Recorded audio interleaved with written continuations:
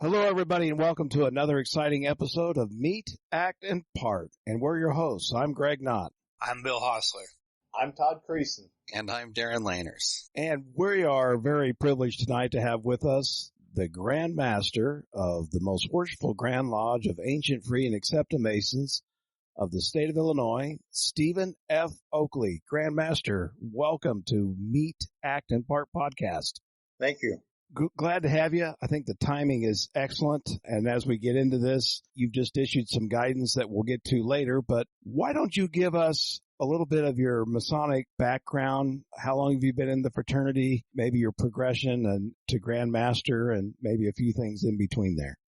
I was raised in August of '86. Immediately I got in line as an officer at my local lodge, which is East Lodge 504 in Fairview Heights. I progressed through the line, and then I was Worshipful Master of the Lodge in '94. In '93, I did receive my certified lodge instructor, and then in 2000 I became a Grand Lecturer. I served a year or two as a Grand Lodge instructor, but when I was appointed as the Junior Grand Deacon, I stepped away from that so I could devote my time to the Grand Lodge. In August of 2017, I was honored to receive my 33rd degree, and I am a member of the three main York Rite bodies, York Rite College, Red Cross of Constantine, and I also belong to the Scottish Rite Valley of Southern Illinois. And that's a quick synopsis of what I've been involved in over the last almost 35 years. What encouraged you or interested you in jumping in the Grand Lodge line? Well, it was when I finished my term as Master of the Lodge, our district deputy had stepped down mid-term. The assistant area deputy was looking for a district deputy Grand Master, and I just finished my term, and he asked me if it was something I might be interested in, and I said, sure. And you know how it is. Once you say yes, they've got you. So I started out as a district deputy. I did about 4 years as district deputy, and then I did 4 years as assistant area. And then I was honored by Most Worshipful Brother Noel Dix to be made the area deputy Grand Master in the South. And it just seemed like a normal progression. I do something, and I always figured that after a certain amount of time you needed to change, because otherwise you become stagnant in that role. Whenever they changed the procedure going from the Board of Grand Examiners to the Junior Grand Warden position, I started to think about the possibility of applying.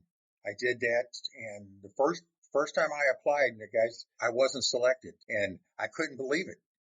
How could they not select me? But they didn't. And so the next time it came around, I applied a second time, and I was selected to start out as Junior Grand Deacon. And that's just kind of the way it worked. And so any of you guys out there that have thought about the possibility of entering the Grand Lodge line, and maybe you submitted your application and weren't selected, I would definitely encourage you to always at least do it a second time, because it may have just been that there was a really strong group of candidates that year, and for whatever reason, someone else got selected. Persistence pays off. Most Worshipful Sir, let me ask you, what does Freemasonry mean to you? And I'm a firm believer in that it means something different to every one of us. In my life, it's been a guiding light. It's funny. First of all, I've met some of the most incredible people, and I would never have met so many of them. But it has grounded me and has helped me think about the bigger picture in life rather than just the immediate knee-jerk reaction to things. And it's given me a much wider concept of what's going on in the world. And so I've been very fortunate. Grandmaster, I'm sure you've accumulated a lot of fond memories during your years in Freemasonry. Do you have one in particular that you could share with us? When I was looking at this and I was trying to think of it, I don't necessarily have one, but I have a experience. And I was fortunate when I first came in to this lodge that it had strong leadership.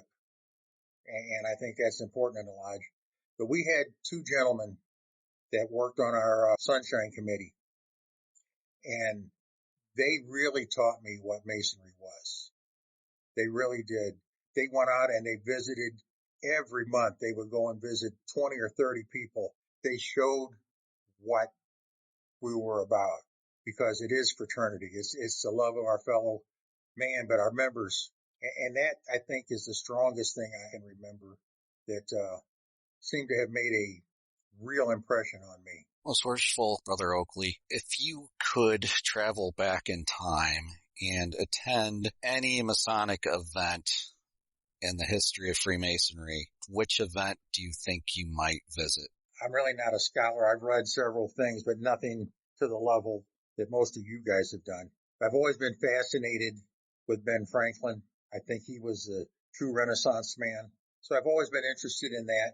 That would be a time to go back and see, particularly in all of his movements in the creation of our country and his Masonic travels.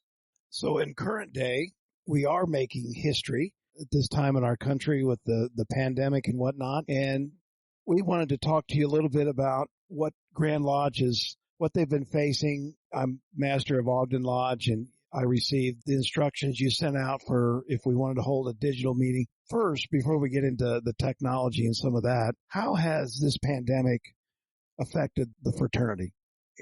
It's amazing because we always talk about we're not having good attendance at our meetings, but I can tell you there's an awful lot of Masons out there who are really missing being able to visit and be with their brethren. Also, when we had to step away, it caught a lot of lodges short. They were in the midst of planning their spring fundraising and stuff, and so it's really hurt them in that capacity. Just overall, it's created challenges. We have our office staff and all of our charity staff working from home.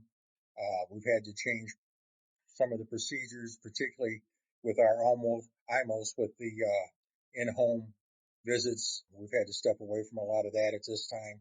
But I think most of all, it's been that the brethren can't be together and socialize. Yeah, I have found that the online meetings just aren't the same as being together. No, and they're not. But I tell you the truth, I think that they're not an alternative, but they're better than nothing. We had talked with the Grand Lodge officers when I said we had talked about the possibility of going with some sort of virtual meeting when we first started down this road. And my hope was that it would end with just the 1 month and we would only lose April. And now it appears that we're going to lose at least a portion of May and maybe all of May. And so I felt that we needed to come up with something that would allow our lodges to at least do their basic business. And that's the reason we decided to put together this quick program of how we could have a virtual meeting and still stay as much within our guidelines as we can as far as privacy and being able to tile a meeting.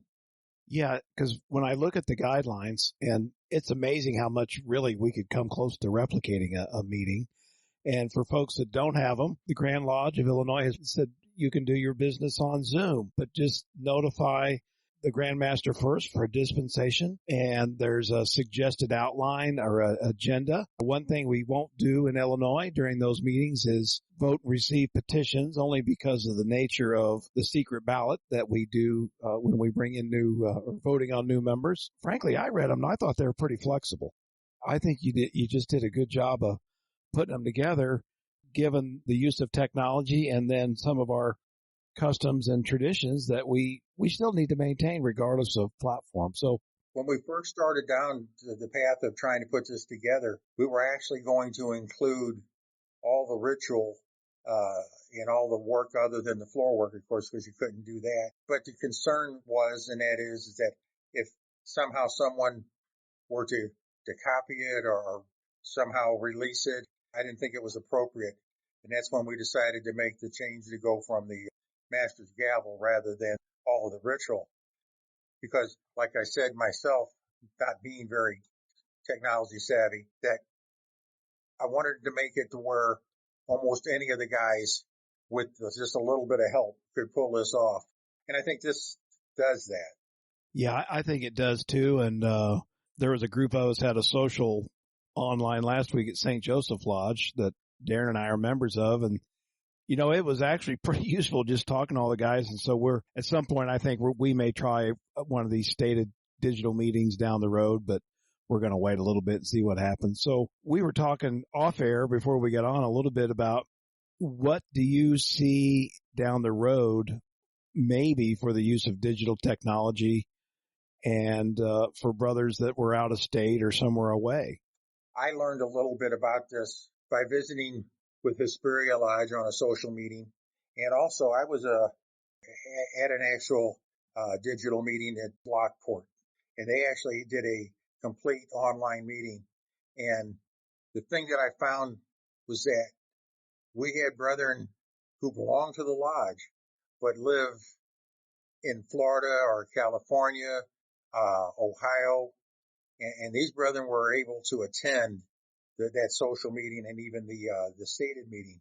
And many of them made the comments about not having been able to attend meetings for years because of the fact that they're not in town. And that's got me thinking that we need to look at the possibility of allowing some of our members to visit our stated meetings electronically rather than just in person. I think it's a great idea. Part of it, like you said, so many of them live out of state, or we have a lot of older members that just don't make the drive anymore to the lodge building, and maybe they would jump on occasion too, and it would be a way to connect it. So let me ask a more general question, then have my other fellow co-hosts here jump in too. So as we come back, do you foresee changes? As Masons, we greet each other and we shake hands and do things like that, but CDC guidelines right now say don't. Do you see a change in our ritual, or do you see a change in our practices, or what do you think's ahead? I think we're going to see a change in the physical contact. Even if we leave it up to the individuals to make the decision, I think that most are going to opt for some sort of nod or just a vocal how you doing rather than the physical handshake. And I think that will be encouraged. I think that's going to be important that the guys understand it. It's going to be kind of different because we almost have to look at the northeastern area separately and make some sort of guidelines for them. And the more rural areas, they're not infected and near the quantity of the northeast. There may have to be a slight variation in what we say. Here's the guidelines for what your lodge should do during this time. As far as changing any of the floor work, in the very beginning, I'm going to ask the lodges to hold off on degree work. I'm not going to prohibit it, but I am going to ask them to hold off and just to make sure that we're still settling down and that we don't have a huge spike in COVID right after we start to move around a little bit. I have already discussed with the fellow Grand Lodge officers, at least some of them, the possibility of having a festival in the spring of 21. I wasn't planning on doing a festival during my term, but I always said unless something really big happened to cause me to, that I would. Because in other words, I wasn't closed mind for it.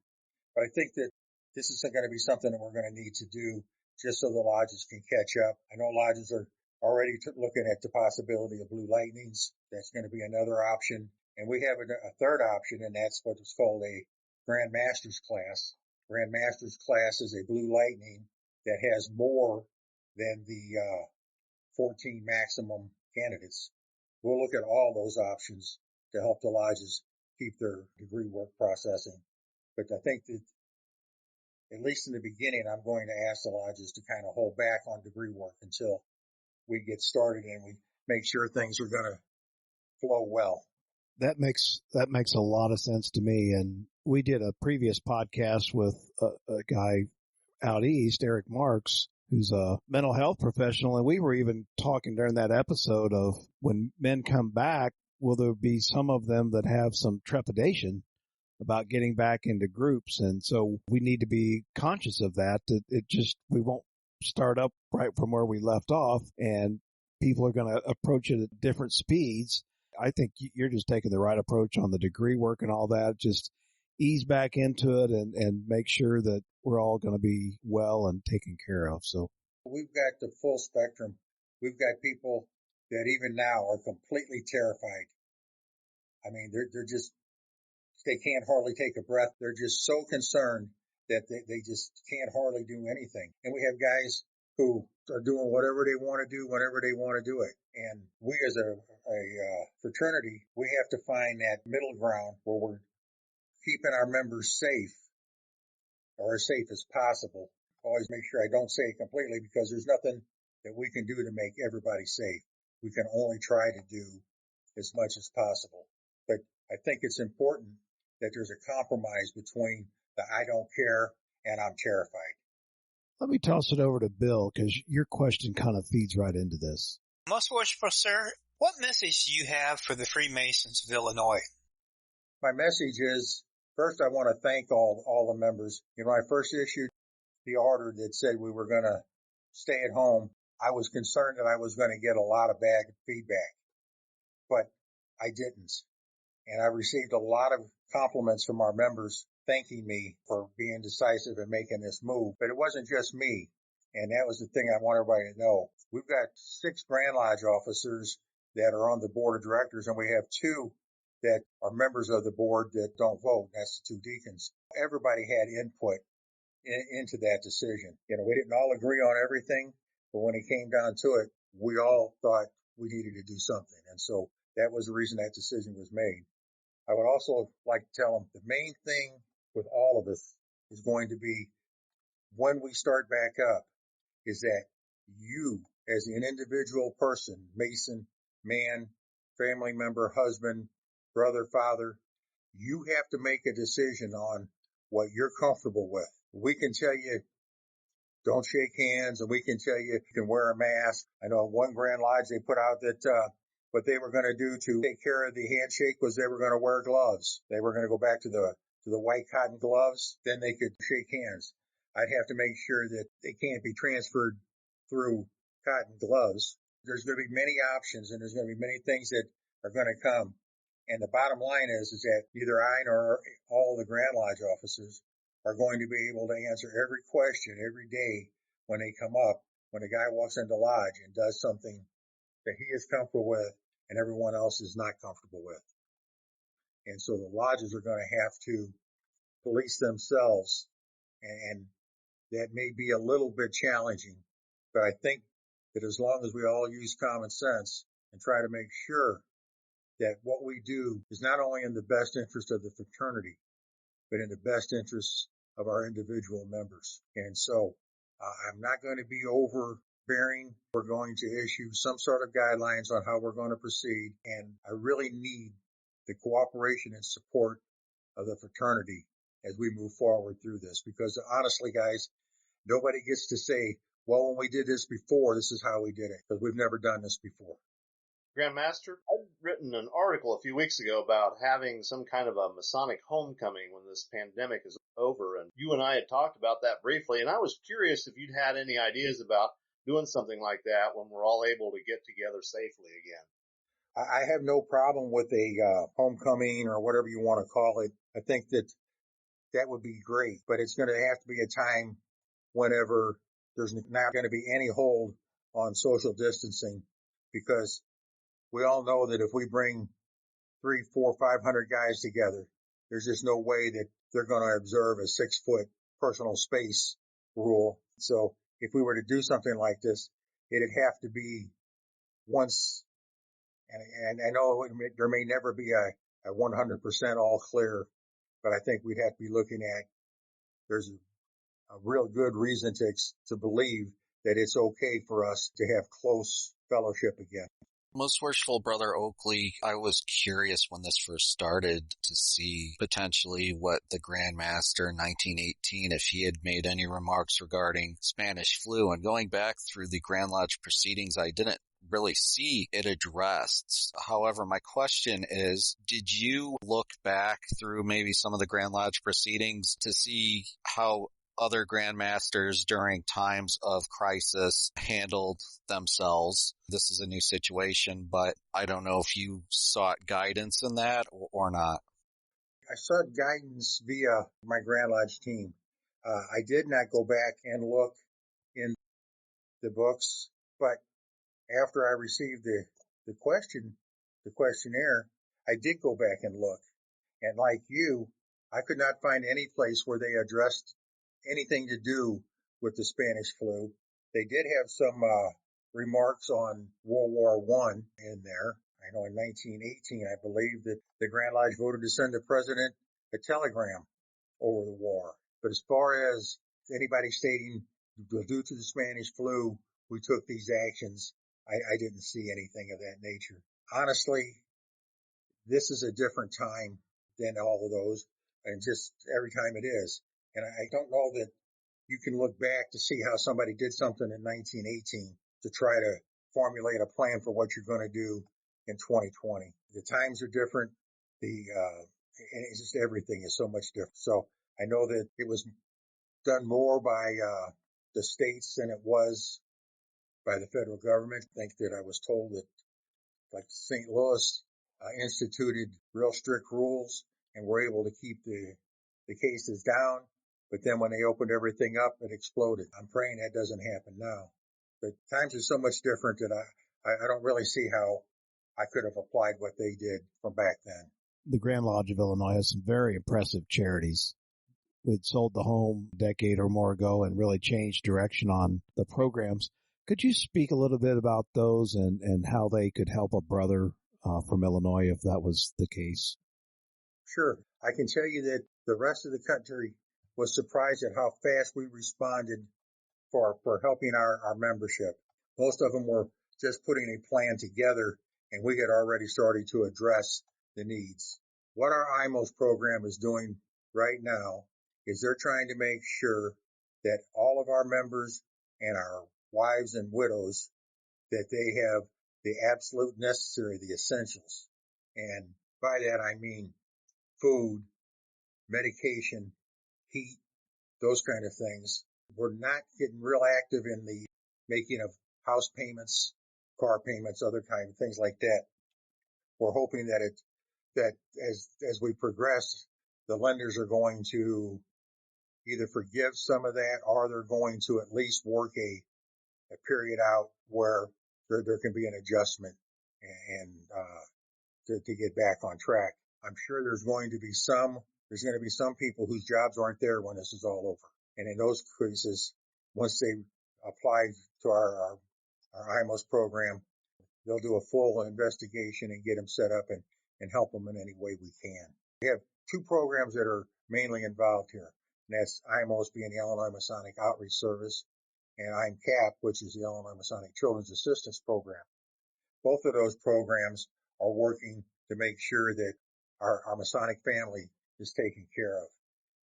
Should you or someone you know of be in need, contact our directors, Talia of the IMOS and Gail with our Children's Assistance Program, and they'll do what they can to direct you and get you some assistance. It doesn't have to be the individual brother that calls and asks for help.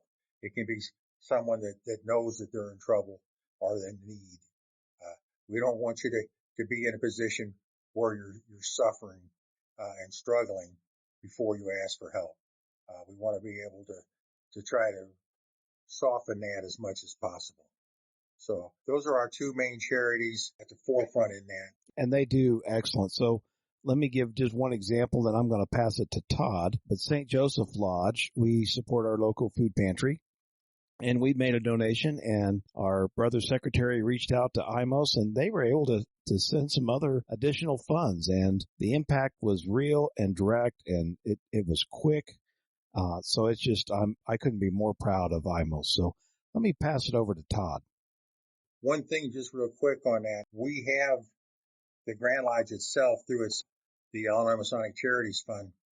We have made a substantial donation to the food bank group. It has 8 different groups throughout the state of Illinois, and we've made a substantial donation to them, and there will be another one in July that will help fund those agencies for that period of time. Grandmaster, I got a question for you. What I'd like to know is, what is the very best part of being a Grandmaster of Illinois? The very best part is being able to see and talk with the guys. Honestly, because I've always been that. I love going to lodge, and I love, just being around the guys. That's the best part. Of course, pandemic probably raises the worst part. Well, we sure appreciate your leadership. Darren or Bill, do you have any other input or questions for the Grandmaster? I guess the only question I would have is you addressed earlier potential for different rules for the Northeast District versus the rest of the state, given the amount of COVID cases that are up in that district. Should the governor of Illinois open up all the state except for, say, the counties that consist of the Northeast District, are you going to allow Freemasonry to start up in those areas where the governor has allowed us to go back, or are you going to wait and just let us all come back together as one? Well, as much as I think that coming back as one is a good idea, and I pretty much made this as going to be, we're going to follow the governor's guidelines. And so if for some reason, let's say the governor said that below I-80 is going to have a different set of rules than north of I-80, then I think that I would allow the lodges to operate within the guidelines that the governor has set forth. It probably wouldn't be fair, but then in another aspect, it would be fair. I'll just say I just really appreciate your steady, firm, and decisive leadership, but yet you've made it abundantly clear that you've consulted not only the Grand Officer team, but others. And I just think that is a true exhibit of leadership, especially in time of crisis. But yet you're being creative on trying to help the lodges still do business, come together online. I think that's just a real testament to the strength of the Grand Lodge of Illinois, your leadership team, and especially our membership. So I just wanted to thank you for coming on tonight. Really appreciate it. Didn't know if you had any kind of final messages or closing out remarks you'd like to make. Well, sure. I tell you, first of all, I want to thank you guys for inviting me to participate. Like I told you, I'm not a real good tech guy, but I'm learning. And I guess as long as we're still able to learn, we're doing okay. I want to thank you guys for inviting me on. I think it was informative. I also want to thank all the membership all over the state for their cooperation and understanding during some very trying times. And I think that what we're looking at, hopefully, is a beginning of the beginning, not the beginning of being everything back to normal. I think we're lucky in that we've only had a small number of our members be affected by this. I hope and pray that we make sure that we operate in a manner that we don't turn around and our zeal and we end up with a bunch of our members and actually the whole state and people getting sick. I tell you, I'm as ready to go back to normal as everybody, and I really want to, but I know that it's going to have to go slow. So I just want to thank everybody for their understanding and help. I want to thank you guys in particular for reaching out to our fraternity and talking about some pretty neat things. I tell you, I went back and looked at a couple of your previous podcasts. I was impressed. So I want to thank you guys. Well, thank you. And again, thank you for joining us. And we encourage all of our members to stay safe out there. If you need assistance and you're in the jurisdiction and a member of the Grand Lodge of Illinois, you can reach out to the IMOS program that was mentioned. Or if you're in another state, check with your Grand Lodge. There's probably a lot of innovative things going on, but the key is stay safe, keep in contact with your brothers, and do what is necessary to help get us through this. So until next time, we appreciate everybody joining us here for an episode of Meet, Act, and Part.